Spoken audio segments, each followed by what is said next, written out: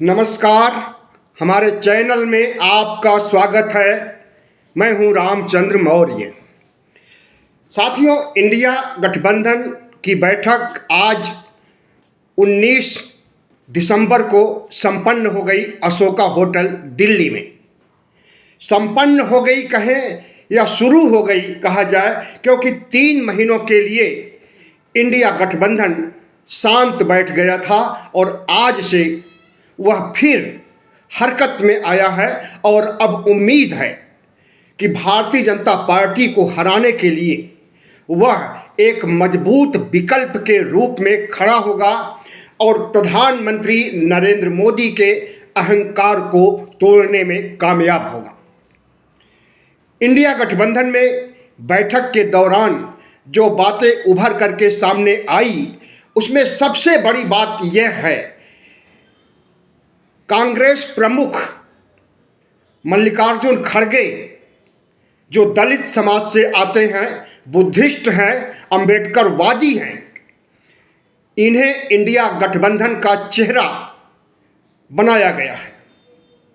इन्हें समन्वयक के रूप में भी बनाया गया है। इन्हें प्रधानमंत्री नरेंद्र मोदी के खिलाफ एक बड़ा चेहरा इंडिया गठबंधन की ओर से बनाया गया है।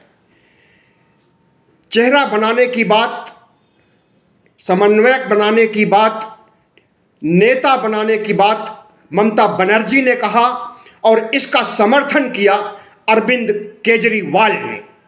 जिस ममता दीदी के बारे में कहा जाता था कि वह खुद इंडिया गठबंधन की नेता बनना चाहती हैं, चेहरा बनना चाहती हैं, गोदी मीडिया इस बात को उछाल रहा था।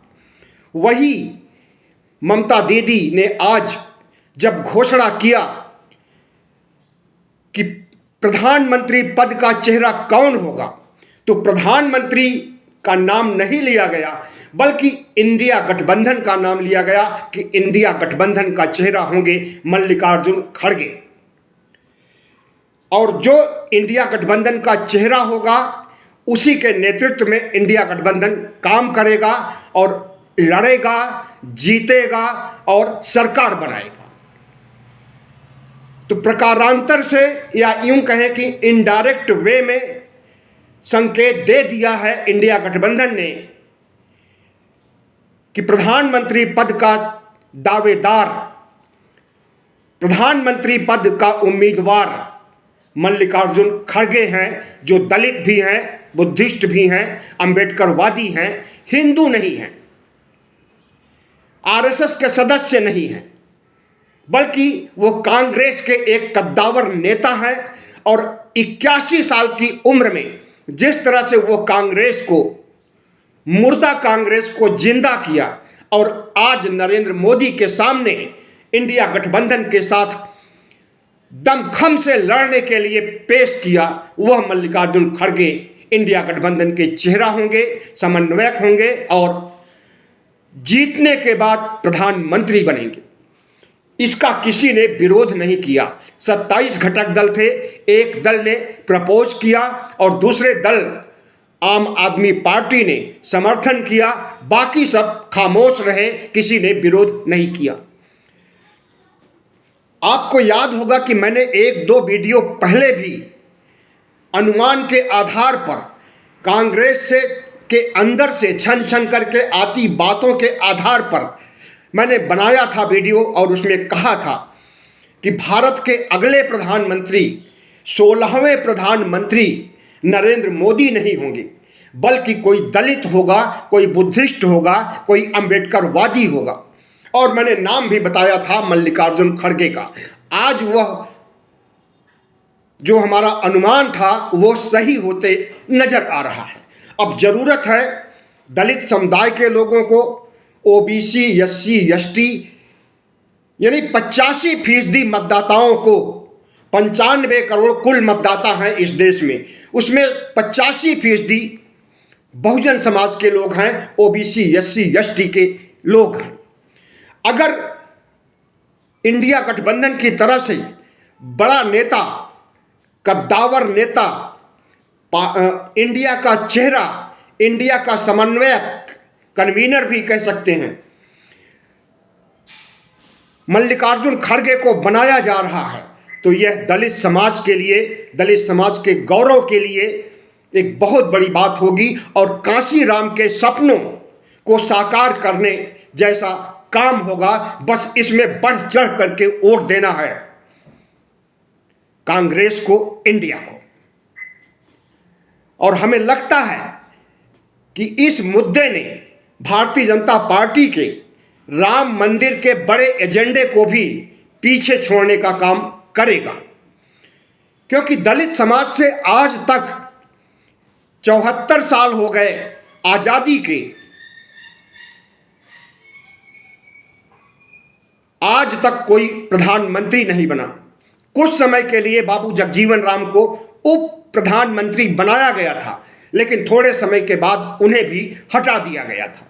दलित समाज वंचित समाज है, शोषित समाज है और मनुवाद की गुलामी झेलने वाला समाज रहा है, जिसे नीच शूद्र कुछ भी कह सकते हैं मनुस्मृति के अकॉर्डिंग। आज वह दलित समाज इतना पल्लवित हो गया है और उसमें इतने बुद्धिजीवी पैदा हो गए हैं, इतने राजनेता पैदा हो गए हैं कि एक राजनेता को अवसर मिलने जा रहा है कि वो भारत का प्रधानमंत्री बने। तो हर दलित समाज को, हर ओबीसी एससी एसटी को गर्व होना चाहिए, सीना 56 इंच का हो जाना चाहिए यह सुन करके कि मल्लिकार्जुन खड़गे अगले प्रधानमंत्री बनेंगे। और खुल करके वोट देना चाहिए, भारी तादाद में वोट देना चाहिए। एक भी वोट भारतीय जनता पार्टी को नहीं जाना चाहिए, क्योंकि भारतीय जनता पार्टी का चाल चरित्र चेहरा सब कुछ उजागर हो गया है इन 10 वर्षों में। और वह संविधान को खत्म करना चाहती है, लोकतंत्र को खत्म करना चाहती है, भारत की साझा संस्कृति को खत्म करना चाहती है और इस देश को सिर्फ हिंदुओं का देश बनाना चाहती है, मुसलमानों को निकाल बाहर करना चाहती है, ओबीसी एससी एसटी के लोगों को के मताधिकार को छीनना चाहती है, नागरिकता को छीनना चाहती है सीएए एनआरसी ला करके। लेकिन पांसा पलट चुका है और अब भारतीय जनता पार्टी को सोचना होगा कि जिस ओबीसी के बूते उसने सरकार बनाई थी और 10 साल तक चलाई है, उसी ओबीसी समाज को धोखा देने का क्या नतीजा होगा। ओबीसी समाज की जनगणना तक नहीं कराई गई, हक अधिकार देने की तो बात दूर। एससी एसटी की जनगणना कराई गई, लेकिन ओबीसी की जनगणना नहीं कराई गई और इस देश में ओबीसी 63% हैं, बिहार की जनगणना से पता चला है।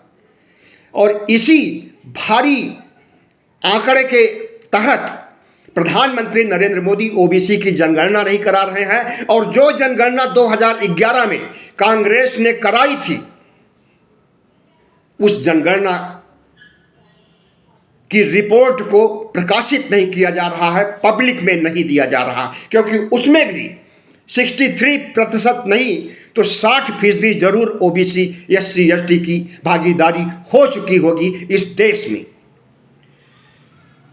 भारतीय जनता पार्टी ने जिस तरह से इन 10 सालों में देश को लूटा है, देश को बेचा है, अडानी अंबानी जैसे तमाम कारपोरेट को माला माल किया है और अडानी को तो दुनिया का नंबर 3 और नंबर 4 का व्यापारी बना दिया है, उससे इस देश की जनता गरीब हुई है।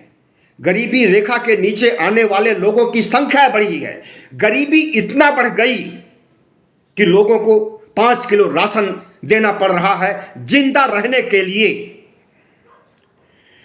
तो भारतीय जनता पार्टी का चाल चरित्र चेहरा और उसका धार्मिक एजेंडा, उसका हिंदू धर्म का, हिंदू राष्ट्र बनाने का जुनून, संविधान को खत्म करने का मादा, लोकतंत्र को नष्ट करने, लोकतंत्र को खत्म करने का उसका इरादा सब कुछ खुल करके सामने आ गया है। उसका मुस्लिम से दुश्मनी का इरादा, ओबीसी एससी एसटी को सिर्फ मतदाता समझना, उन्हें इस देश की मुख्य धारा में लाने की बात दूर, 5 किलो राशन पर जिंदा रखना, कहाँ का न्याय है? क्या बाबा साहब डॉक्टर भीमराव अंबेडकर इसी दिन के लिए संविधान बनाए थे कि समानता के अधिकार का हनन किया जाए, ओबीसी एससी एसटी का शोषण किया जाए, ओबीसी की जनगणना तक न कराई जाए, उन्हें उनका हक अधिकार न दिया जाए? लेकिन अब पासा पलट रहा है। इंडिया गठबंधन जिस तरह से आज अशोका होटल में, विश्व का तो नहीं लेकिन एशिया का नंबर 1 होटल है अशोका होटल, और ये अशोका होटल हमें याद दिलाता है अखंड भारत की, चंद्रगुप्त मौर्य की, सम्राट अशोक की। 5 सितारा होटल इस तरह का एशिया में पहला है, और इसमें एक नहीं बहुत बार राजनीतिक बैठकें हो चुकी हैं, और जब जब बैठकें हुई हैं तो उस बैठक का फलितार्थ भी हुआ है, सकारात्मक परिणाम भी आया है। आपको याद होना चाहिए कि एनडीए मतलब भारतीय जनता पार्टी के नेताओं और उसके घटक दलों की बैठक भी 2019 में इसी होटल में हुई थी। हम इस अंधविश्वास पर नहीं जाते हैं कि होटल हमें आगे बढ़ाएगा, लेकिन इतना जरूर कहना चाहते हैं कि इस देश के मतदाताओं को, 95 करोड़ मतदाताओं को अब अवसर आ गया है कि अपने समुदाय का, अपनी जाति का, अपने धर्म का, बुद्धिस्ट धर्म का, अंबेडकरवादी व्यक्ति को अगर प्रधानमंत्री बनाने की घोषणा किसी ब्राह्मण महिला ममता बनर्जी ने किया और बनिया अरविंद केजरीवाल ने उसका समर्थन किया, तो अब सवर्ण जातियां भी समझ चुकी हैं कि दलितों के प्रश्न को पीछे नहीं ढकेला जा सकता है, दलितों, ओबीसी, एससी, एसटी की प्रगति को पीछे नहीं ढकेला जा सकता है। इसीलिए राहुल गांधी सभी मंचों पर ओबीसी, एससी, एसटी की बात उठा रहे हैं और इन्हें राष्ट्र की मुख्य धारा में लाने की कोशिश कर रहे हैं। भले ही उन्हें हार हो गई 3 राज्यों में, लेकिन ओबीसी का मुद्दा उससे छूटेगा नहीं, ओबीसी का मुद्दा खत्म नहीं हो जाएगा। और अगर ओबीसी का मुद्दा राहुल गांधी नहीं उठाए होते तो उनके वोट प्रतिशत में वृद्धि नहीं होती। इसका मतलब है कि ओबीसी समाज ने खुल करके वोट दिया है कांग्रेस को इन 3 राज्यों में। और जो स्थितियां अब बन रही हैं और जिस तरह से एक दलित बुद्धिस्ट अंबेडकरवादी को प्रधानमंत्री बनाने की बात चल रही है, इससे बहुजन समाज के अंदर एक क्रांति की संचार होगी और आंख बंद करके वोटिंग करेगा, ईवीएम की बटन दबाएगा ओबीसी समाज, एससी समाज, एसटी समाज। बहुत बहुत धन्यवाद। हमारे चैनल को सब्सक्राइब कीजिएगा, लाइक कीजिएगा और शेयर कीजिएगा।